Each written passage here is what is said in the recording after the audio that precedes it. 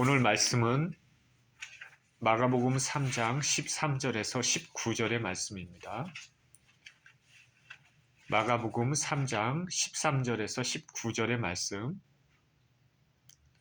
같이 한 목소리로 읽겠습니다. 시작. 또 산에 오르사 자기가 원하는 자들을 부르시니 나아온지라. 이에 12를 세우셨으니 이는 자기와 함께 있게 하시고 또 보내사 전도도 하며 귀신을 내쫓는 권능도 가지게 하려 하심이로라. 이 12를 세우셨으니 시몬에게는 베드로란 이름을 더하셨고 또 세베대 아들 야고보와 야고보의 형제 요한이니 이 둘에게는 보아너게 곧 우레의 아들이란 이름을 더하셨으며 또 안드레와 빌립과 바돌로메와 마테와 도마와 알페오의 아들 야고보와 및 다데오와 가나안이 시몬이며 또 가롯 유다니 이는 예수를 판 자더라. 아멘. 예수님의 제자라는 제목으로 말씀을 나눕니다. 기도합니다. 생명의 주님, 오늘 우리에게 어떤 말씀을 주실 것입니까? 본문의 말씀을 통하여서 주님께서 우리에게 주시고자 하는 메시지, 우리 심령에 아버지 하나님 잘 박힌 모처럼 뿌리를 내릴 수 있게 하여 주시고 말씀 가운데서 살아계신 주님을 만나는 시간이 되게 하여 주옵소서. 예수 그리스도 이름으로 기도합니다. 아멘.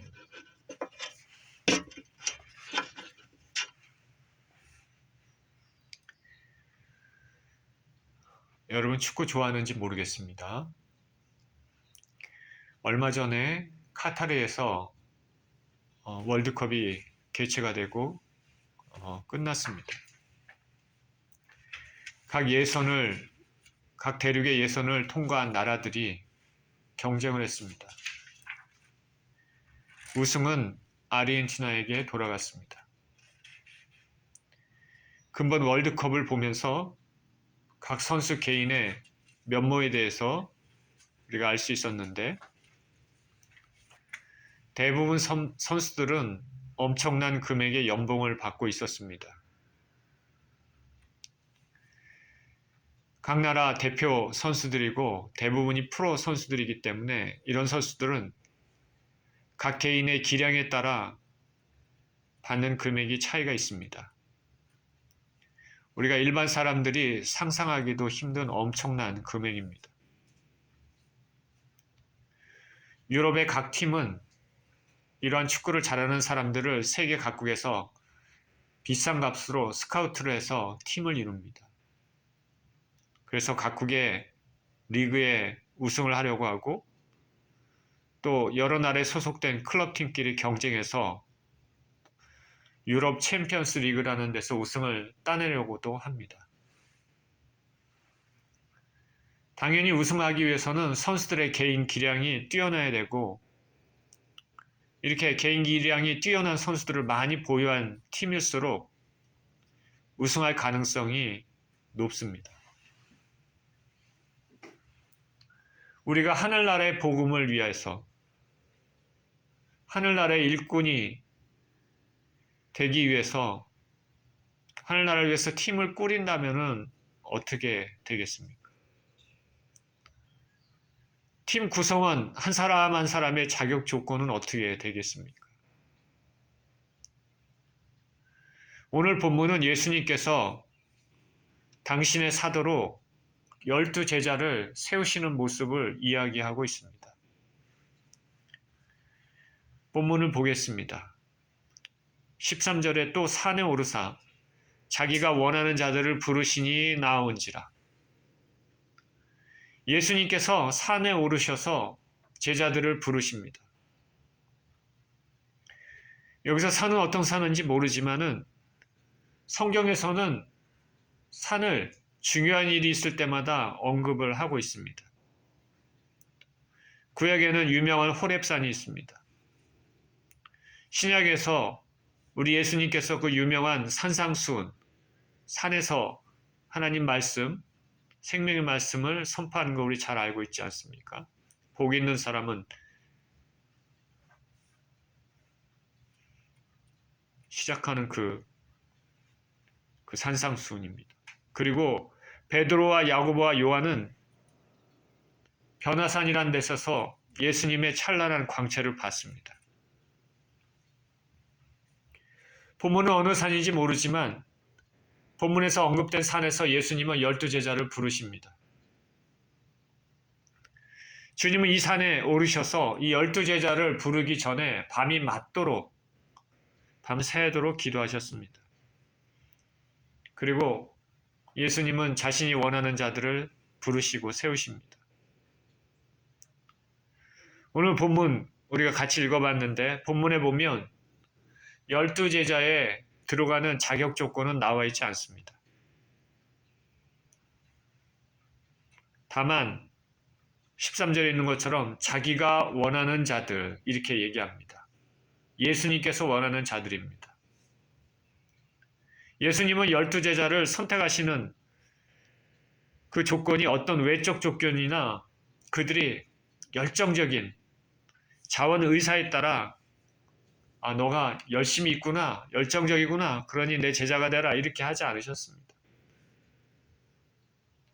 예수님은 오직 당신의 권위, 뜻, 계획에 따라 중요한 12제자를 선택했습니다. 사람의 뜻이 아니라 예수님의 뜻, 하나님의 뜻입니다. 하나님이 사람을 부르시는 소명은 오로지 원하시는 그분의 의지에 따라 되어진다는 것을 알 수 있습니다. 저와 여러분들이 영원전부터 구원을 위해 선택을 받은 영혼들이라면은 그 하나님의 원하시는 뜻대로 우리가 사랑받는 자녀가 된 것이죠. 평생 감사해도 모자랄 것입니다. 물론 여기 하나님의 부르심에는 부름받은 자의 그 부르심에 즉각 응답을 해야 되고 순종하는 영혼이 되어야 됩니다. 그렇지 않으면 그 부르심에는 아무 소용이 없습니다. 여기 12제자들은 예수님의 부르심에 즉각 순종해서 나왔습니다. 이들은 이제 자신의 모든 관심, 계획, 이런 걸 접어두고 오직 예수님의 삶과 뜻에 따라 절대 헌신의 길에 들어선 것입니다. 저나 여러분이 하나님의 뜻대로 자녀로 부르심을 받았다면 자녀에 합당한 말씀을 순종하는 삶을 살아야 됩니다. 하나님의 선택은 하나님 당신의 뜻이지만 그러나 하나님은 아무나 선택하지는 않으십니다. 제자를 선택하시기 전에 오늘 예수님께서는 밤이 맞도록 기도하셨습니다. 그렇기 때문에 부르심을 받았다는 것은 매우 매우 귀한 것이고 특별한 위치에 있다는 것을 의미를 합니다. 천재주의이신 하나님이 여러분을 성도로 당신의 자녀로 부르신 것에 대한 감사와 감격이 있습니까? 14절에 이에 12를 세우셨으니 이는 자기와 함께 있게 하시고 또 보내사 전도도 하며 귀신을 내쫓는 권능도 가지게 하려 하심이로라. 주님께서 12명을 제자로 세우셨는데 12라는 숫자, 12라는 숫자는 성경에서 중요한 의미를 가지고 있습니다. 이스라엘은 12지파로 구성되어 있기 때문에 12제자라는 것은 전 이스라엘을 하나님의 백성 전체를 대표하는 의미도 있을 것입니다. 예수님이 이들을 세우신 것, 이들을 임명하신 것은 목적이 있었습니다. 세 가지입니다. 첫째는 예수님과 함께 있는 것이고, 둘째는 전도를 하게 하신 것이고, 셋째는 귀신을 내쫓는 권능을 가지게 하려는 것입니다.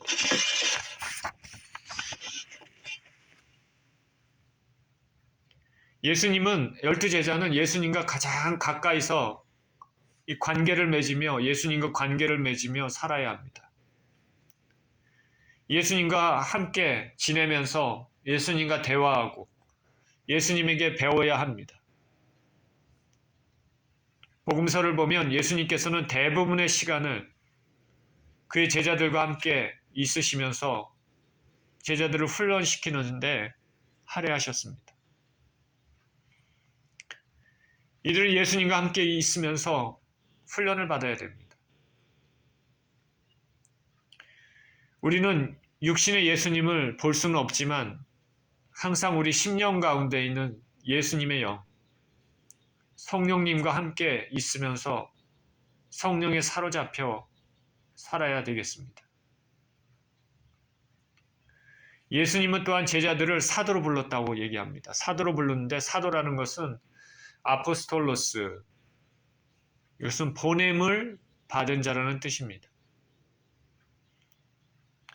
이들은 예수님의 사도입니다. 예수님으로부터 보냄을 받은 자들입니다. 이들은 하늘나라 복음을 전하도록 보냄을 받았습니다. 그리고 이 복음을 전하는데 필요한 따르는 표적 귀신도 쫓아내는 권능도 받았습니다. 귀신을 쫓아내는 것은 하늘나라를 확장하는 것이죠. 이들이 세움을 받은 목적이 이와 같습니다. 저나 여러분 모두는 우리는 성도로 부르심을 받았습니다.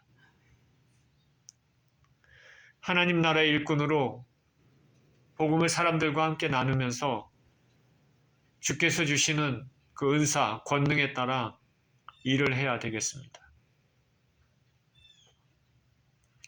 16절입니다. 이 12를 세우셨으니 시몬에게는 베드로란 이름을 더하셨고 또 세베대의 아들 야고보와 야고보의 형제 요한이니 이 둘에게는 보아너게 곧 우레의 아들이란 이름을 더하셨으며 또 안드레와 빌립과 바돌로메와 마테와 도마와 알페오의 아들 야고보와 및 다데오와 가나안인 시몬이며 또 가롯 유다니 이는 예수를 판 자더라. 여기 부름받은 12사도, 12제자 이름이 나옵니다. 신약 성경에는 오늘 본문 마가복음 외에 이 12제자의 이름이 나열된 곳이 있습니다. 세 군데가 더 있죠. 마태복음 10장 2절에서 4절, 누가복음 6장 14절에서 16절, 그리고 사도행전 1장 13절입니다. 자, 이런 말씀들을 살펴보면 예수님과 가장 가까운, 예수님이 직접 임명한 이 12제자의 이름이 네 사람씩 세 그룹으로 나눠져 있음을 알 수 있습니다. 세 그룹입니다. 12제자 세 그룹. 그리고 각 그룹별로 네 사람. 첫 번째 그룹은 베드로가 예외 없이 맨 앞에 등장합니다. 그래서 베드로, 요한, 야고보, 안드레가 나옵니다. 예수님과 가장 가까이 있는 그룹입니다. 두 번째 그룹은 빌립으로부터 시작합니다. 빌립, 도마, 바돌로메, 마테. 그리고 세 번째 그룹이 있습니다. 세 번째 그룹에서는 알페오의 아들 야고보를 시작으로 해서 시몬, 야고보의 아들 유다, 그리고 가롯 유다의 이름이 있습니다. 순서에 약간의 차이는 있어도 모든 그룹은 동일한 인물로 시작됩니다. 예수님께서 시몬에게는 베드로란 이름을 더하셨습니다. 베드로란 이름은 헬라명입니다. 헬라명. 아람어로는 게바입니다. 뜻은 반석의 의미를 지니고 있습니다. 반석, 굳건하고 강직하다라는 뜻입니다. 예수님께서 그에게 이런 이름을 붙여주신 것은 그의 성품이 그렇다기보다는 앞으로 예수님 교회에서 그가 수행해 나가야 할 사명과 연관이 있기 때문입니다. 앞으로 교회에서 반석으로서의 역할을 할 것이다라는 것이죠.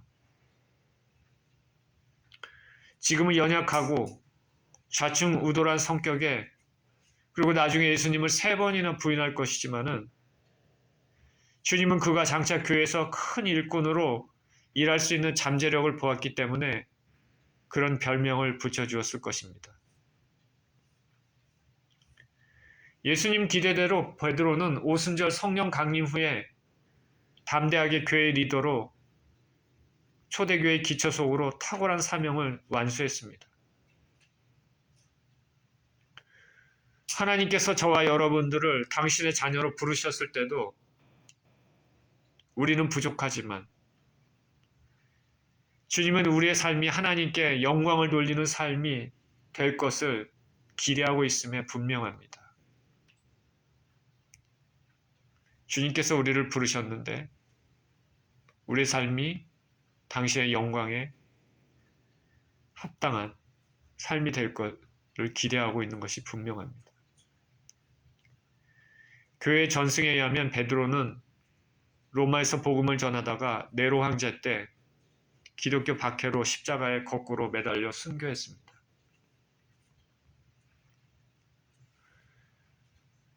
예수님은 세베대의 두 아들인 야고보와 요한에게는 보아너게라는 별명을 붙였습니다. 보아너게는 우레의 아들이라는 뜻입니다. 우레의 아들. 주님께서 붙여주신 별명 우레의 아들은 그들의 성급하고도 직선적인 성격 때문이 아니었을까 생각해 볼 수 있습니다. 야고보의 이름이 먼저 나온 것은 야고보가 요한보다 형이기 때문으로 보입니다. 그런데 그 야고보는 예수님의 12제자 중에 제일 먼저 순교했습니다. 그래서 그의 형제 요한보다는 성경에 등장하지는 않습니다. 사도 요한은 특별히 예수님 가까이서 사랑을 받는 제자이고 예수님 십자가 옆에 있었던 유일한 제자였습니다. 그는 예수님께서 십자가에서 운명하신 이후에 예수님 어머니 마리아를 봉양했습니다. 야고보와 요한은 어부 세베대의 아들입니다. 그의 아버지는 세베대죠. 세베대는 사업이 잘 됐습니다. 사꾼들을 고용할 정도였습니다. 부유했기 때문에 대제사장의 집과도 어느 정도 관계를 맺고 있었던 것으로 보입니다. 그들은 이렇게 여유 있는 삶에도 예수님의 부르심에 적극 동참했습니다. 세베대와 그의 아내 살로메, 예수님의 사역을 도왔습니다. 그런데 살로메는 예수님의 예루살렘 여정 가운데 예수님의 나라가 세워졌을 때 좌우에 자신의 아들들을 알쳐달라고 부탁을 했습니다. 꼭 순수한 동기만으로 섬긴 것은 아니었다는 것을 알 수 있습니다. 저와 여러분들은 예수님을 순수한 동기로 섬겨야 됩니다. 나의 목적과 나의 성공을 위해서 섬기는 것이 아니라 주님을 사랑하고 구원해 주신 은혜에 감사하며 섬겨야 됩니다. 신앙에서 동기는 매우 중요합니다. 동기가 잘못되면 신앙이 다 어그러집니다. 자신은 모르죠. 자기 멋대로 하는 신앙이죠. 자기는 신앙생활 잘한다고 생각하지만 방향이 틀려버리는 것입니다. 동기가 매우 중요합니다. 살로메, 그러나 이 살로메가 설사 이러한 동기가 조금이라도 있었을지라도 그녀가 예수님을 향한 헌신은 변함은 없었습니다. 완전히 깨끗한 사람이 누가 있겠습니까? 그녀는 무덤에 계신 예수님을 위해 향품을 사다 두었던 여인 중에 하나였습니다.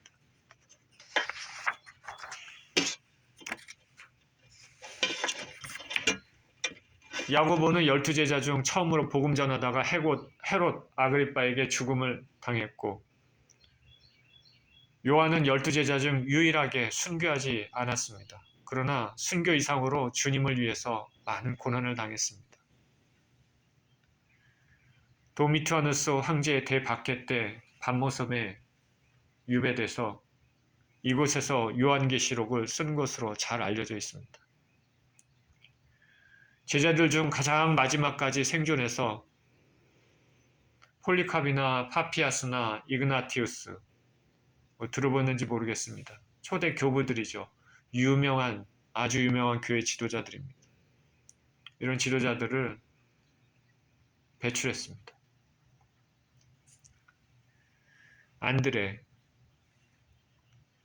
안드레는 베드로의 형제입니다. 베드로와 같이 베세다 출신의 어부입니다. 그는 세례 요한의 제자였다가 예수님을 만난 이후에 즉시 예수님을 쫓았습니다. 그리고 그의 형인 베드로를 예수님께 인도했습니다. 최초의 전도라고 할까요? 그러나 그럼에도 그의 이름은 항상 베드로 뒤에 언급이 됩니다. 그는 이에 대해서 불만이나 시기심이나 이런 것은 없었습니다. 오직 주님을 신실히 섬겼습니다.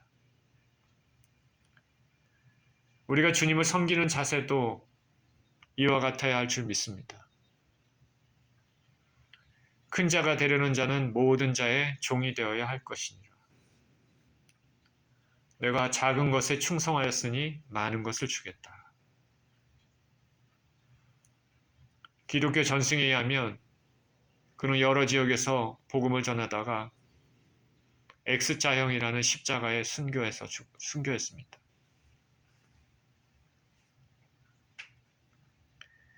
빌립은 베세다 출신으로 안드레의 친구였습니다. 그리고 나다나엘의 친구였습니다. 그는 예수님의 부름을 받은 즉시 예수님을 따르게 됩니다. 예수님을 만나서 예수님과 대화하고 함께 있으면서 이분이 그토록 기다렸던 메시아이심을 직감하고 그의 친구 나다나엘에 찾아가서 그를 주님께 인도합니다. 안드레와 같이 전도의 예를 보여줍니다. 저나 여러분의 삶에도 주위 사람들과 예수님을 나누는 삶을 살아야 되겠습니다. 이 빌립은 예수님의 오병이어의 기적에 앞서서 예수님께 시험을 받습니다.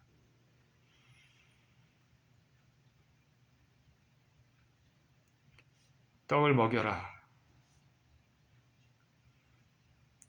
그는 사람들을 숫자를 세며 카운트하고 머리로 셈을 합니다. 그는 셈에 능하고 논리적인 사고를 가진 사람으로 보입니다. 그러나 하늘나라의 영의 세계는 항상 논리적으로 작동하는 것이 아니고 믿음으로 작동합니다. 그는 예루살렘 입성 때 헬라인들을 예수님께 인도하는 전달자의 역할을 했습니다. 예수님이 잡히시기 전날 밤에 아버지 하나님을 보여달라고 예수님께 요청을 하기도 했습니다. 빌립은 논리정연한 사람이고 사람들을 주님께 인도하는 일에 열심인 사람이었습니다. 그러나 우리는 때로는 논리정연한 것이 믿음의 역사를 약화시키는 결과를 가져올 수도 있음을 알아야 하겠습니다. 신앙생활 하다 보면 이것을 느낄 때가 종종 있습니다. 기독교 전승에 의하면 그도 예수님을 위하여 복음을 전하다가 히에라폴리스에서 순교했다고 전해집니다. 바돌로메는 톨마이의 아들이라는 뜻을 가지고 있습니다. 톨마이의 아들. 아버지의 이름을 딴 것이기 때문에 아마 개인적인 이름이 따로 있었을 것으로 생각합니다. 대부분 사람들은 그가 요한복음에서 나오는 나다나엘과 동일 인물이라고 생각합니다. 그는 빌립의 전도를 받아서 예수님께 나왔습니다. 그는 말씀을 잘 알고 있었고 하나님 나라를 사모하는 자였습니다. 예수님께서 그를 보시자 그를 참 이스라엘 사람이라, 그 속에 간사한 것이 없다고 칭찬하셨습니다. 다른 사람들은 모르지만은 바돌로메, 나다나엘이 개인적으로 무화과 나무에서 하나님을 예배하고 있는 모습을 주님께서는 알고 계셨습니다. 그를 참 이스라엘 사람이라 간사한 것이 없다라는 말에 나다나엘의 깨끗한 심령을 알 수 있습니다. 저 여러분들도 우리 내면에 정결한 심령을 가지고 있으면 얼마나 좋겠습니까? 하늘나라는 어린아이와 같은 심령을 가지고 있어야 들어간다고 성경은 말합니다. 그리고 또 심령이 깨끗한 자가 하늘나라를 볼 것이라 말했습니다. 바돌로메, 나다나엘 같이 우리의 삶도 다른 사람 몰라도 오직 나를 지켜보고 계시는 주님을 생각하시면서 어디에서나 주님과 동행해야 하겠습니다. 그도 주님을 사랑해서 복음을 전하다가 순교했습니다. 마태는 마태복음의 저자입니다. 그는 마가복음에서는 셀이라는 이름으로 나와 있습니다. 레위라는 이름으로 나와 있습니다. 레위. 마태는 셀입니다. 세금 징수자입니다. 당시 사람들이 가증하게 여겼던 세금을 매겨 로마에 바치는 사람이었습니다. 그런 그를 주님은 12제자 중 한 사람으로 부르십니다. 하나님의 관점은 사람의 관점과 다릅니다. 하나님은 마태의 심령 안을 보셨을 것입니다. 우리 마태복음 여러분 읽어보면 예수님의 나심과 예수님의 행하심, 그것을 구약의 말씀에 연결해서 기록한 것들이 많습니다. 그런 말씀을 잘 알고 이해하고 하나님 나라에 관심이 있었던 사람이었습니다. 비록 세리의 일은 하고 있지만 심령은 하늘나라를 갈망하고 있는 사람입니다. 그는 마태복음을 쓰면서 자신의 이름 앞에 세리라고 명확하게 기록했습니다. 창피한 직업, 세리라고 썼습니다. 예를 들어서 내가 사창가에서 일었던 창녀라면, 부름받아서 구원 얻었다면 그 앞에다 창녀 누구누구 쓰겠습니까? 세리라고 기록했습니다. 세리 마태. 사람들로부터 비난받아 마땅한 죄인이었지만 숨김없이 자신을 드러내놓고 있습니다. 용서받았던 죄인의 떳떳함입니다. 일꾼된 자의 진실함과 겸손합니다. 저와 여러분들은 죽을 수밖에 없는 죄인이었는데 그런 죄인에게 구원의 은혜를 주신 것에 감격하며 살고 있습니까? 마태도 예수님을 위해서 복음을 전하다가 순교했습니다.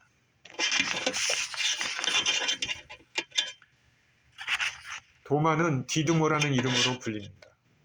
디두모. 그는 예수님께서 자신을 죽이려는 종교 지도자들이 있는 예루살렘으로 갈 때 우리도 주님과 함께 죽으러 가자 이렇게 말했습니다. 그의 성격으로 보아 그의 말은 진실한 것으로 보여집니다. 용기 있는 고백입니다. 그러나 부활하신 예수님이 제자들에게 나타나셨다는 말에 예수님의 부활을 믿지 않았던 자로도 사람으로도 유명합니다. 예수님 손에 옆구리에 자신의 손을 넣어보지 않고는 믿지 못하겠다 믿습니다. 한편으로는 합리적이고 이성적인 사람이지만 진지한 신앙이지만 성경에서 말하기를 믿음은 보지 않고 믿는 것이 복되다 말합니다. 저나 여러분이나 하나님을 보지 못했지만 우리는 하나님을 믿습니다. 우리 주님께서 보지 않고 믿는 자는 복되도다 말씀하셨습니다. 히브리서 11장 1절에는 믿음은 바라는 것들의 실상이요 보지 못하는 것들의 증거니라고 말합니다. 저와 여러분들은 무슨 기적을 찾아다니면서 감각적인 것, 느끼는 것, 손에 잡히는 것만 추구하는 신앙을 가져서는 안 되겠습니다. 이런 신앙이 필요할 때도 있지만 그것이 주가 되면 안 됩니다. 우리 하나님을 볼 수는 없지만 항상 우리 가까이 계시며 우리를 사랑하시고 돌보신다는 그 믿음, 그리고 우리를 지켜보시고 우리의 죄에 대해 슬퍼하신다는 믿음을 가지고 살아야겠습니다. 우리가 보지는 못했지만 믿음으로 천국을 바라보고 있지 않습니까?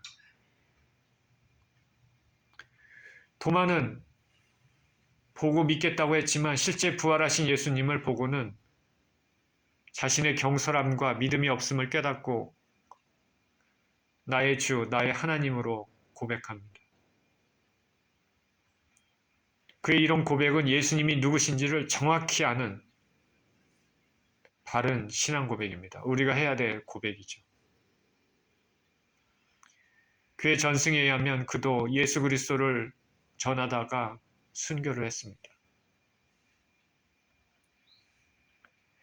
알페오의 아들 야고보. 알페오의 아들 야고보는 세베대의 아들 야고보와 구별하기 위해서 흔히 작은 야고보로도 불려집니다.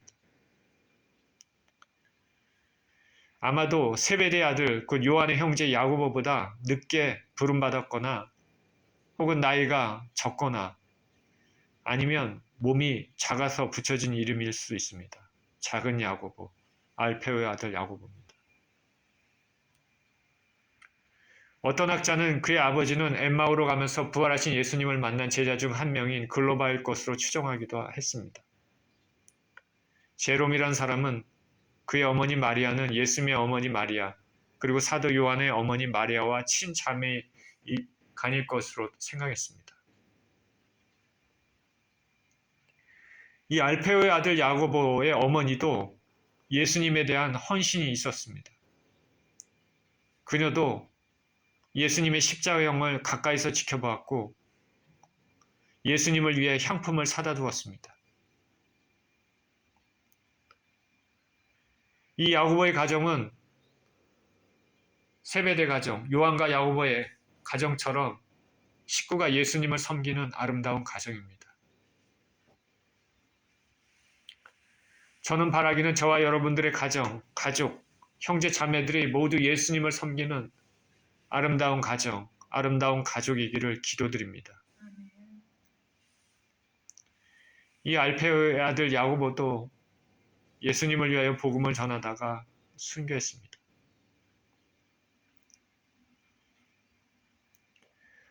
다데오는 성경의 다른 이름으로 야고보의 아들 유다라고 불립니다. 아마 배신자 유다와 구별하기 위해서 붙여진 이름인 것 같습니다. 다데오, 야고보의 아들 유다. 성경에는 그에 대해 다른 언급이 없습니다. 그는 자신을 드러내지 않고 묵묵히 그러나 신실하게 주님을 따르는 제자였을 것입니다. 그도 예수님을 위해서 복음을 전하다가 순교했습니다. 다음 인물은 가나안인 시몬입니다. 가나안인 시몬. 이 시몬은 The Zealot, 열심당이라 불러졌습니다. 열심당. 열심당은 종교적인 열의로 로마로부터 유대를 해방시키기 위해 열정적으로 활동하는 조직입니다. 필요하면 무력을 사용하는 조직입니다. 하나님을 믿으며 하나님 나라를 위해서 온맘 다쳐, 온맘 다해 무력까지, 투쟁까지 불사하는 그런 조직입니다. 좀 과격하죠. 로마에서 해방하려고 무력을 사용할 수도 있는 조직입니다. 그 시몬은 자유를 향한 유대 민족의 독립을 향한 불붙는 열정이 있었을 것입니다. 그가 예수님께 부름받기 전에는 이렇게 활동했겠지만은 예수님을 가까이서 지켜보고 믿은 후에는 진정한 해방이 무엇인지, 진정한 자유가 무엇인지 깨달았을 것입니다. 그도 예수님을 위하여 복음을 전하다가 순교했습니다. 마지막으로 가룟 유다입니다. 이 가롯은 그의 출신 지역을 의미합니다.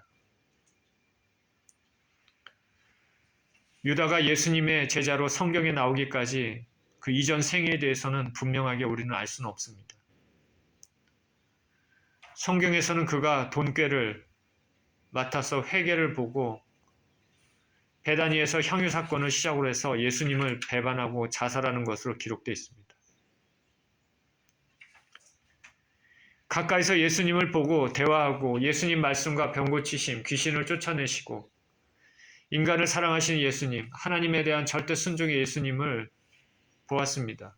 그런데 그럼에도 돈에 대한 욕심, 자신의 욕망을 충족시키지 않으시는 예수님을 보고 배신했다는 것이 놀라운 일입니다. 우리는 인간은 타락한 존재고 언제 어디서든 미끄러질 수 있음을 알아야 되는 것입니다.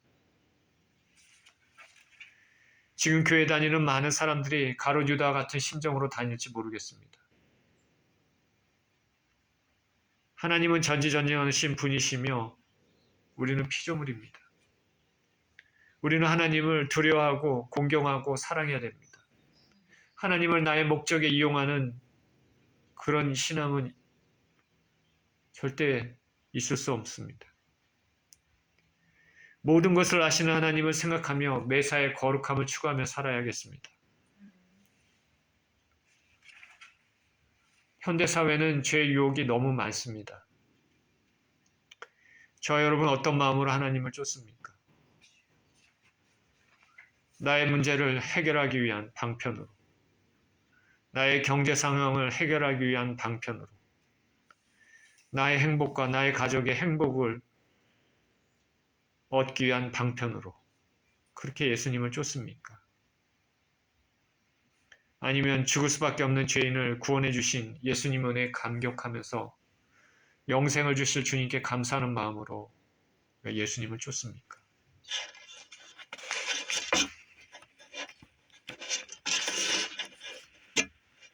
예수님께서는 이렇게 다양한 출신 배경을 가진 사람들을 선택하셨습니다.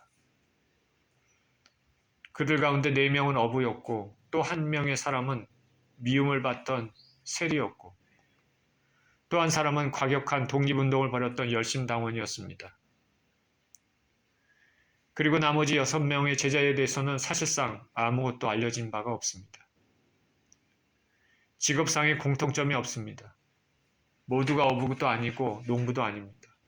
랍비는 한 사람도 없습니다. 잘 짜여진 조합이 아닙니다.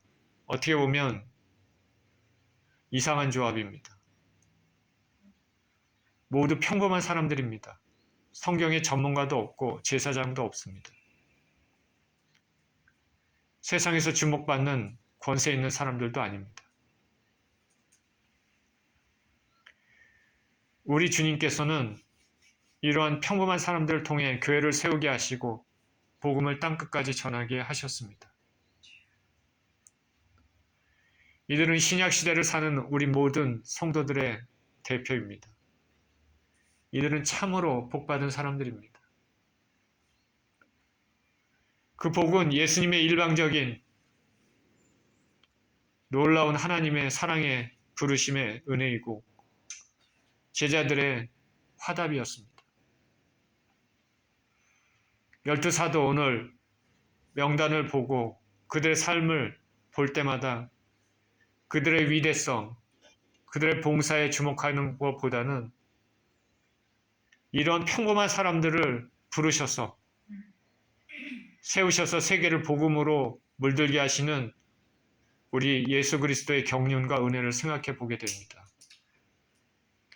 하나님은 하늘나라의 일꾼으로 어떤 특별한 사람을 쓰시지 않는다는 것을 알 수 있습니다.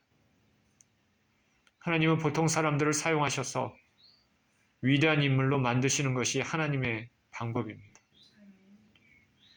하나님의 사랑이죠.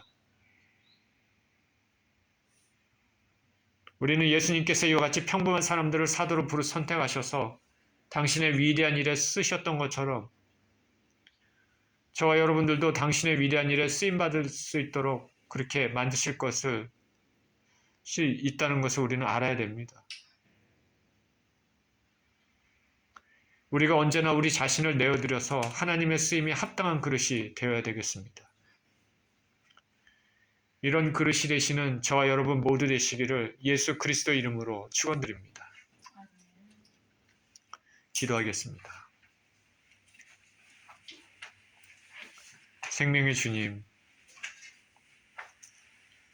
평범한 제자들을 부르셔서 그들을 가르치시고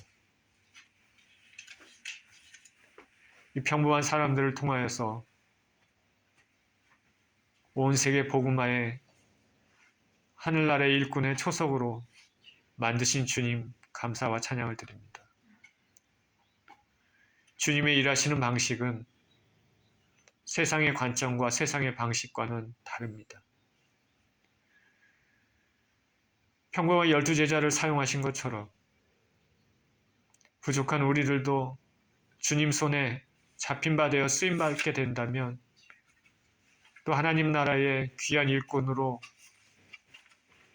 사용될 줄 믿습니다.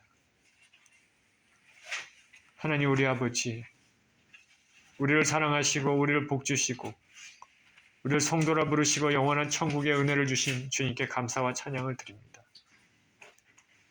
부르심에 합당한 삶을 살 수 있도록 하늘나라의 일꾼으로 귀하게 살 수 있도록 축복하여 주시옵소서. 우리 주 예수 그리스도 이름으로 기도드립니다. 아멘.